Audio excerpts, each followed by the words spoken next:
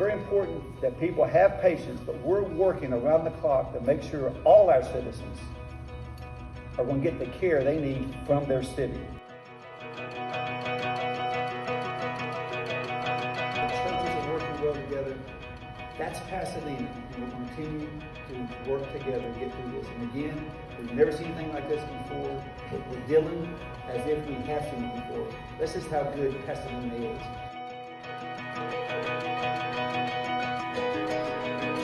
Yes, our animal shelter was damaged, but again, at that location, even the employees that were inside that building when the whole roof was torn off, no injuries. 2 injuries to a dog, to the 2 dogs, but not major injuries.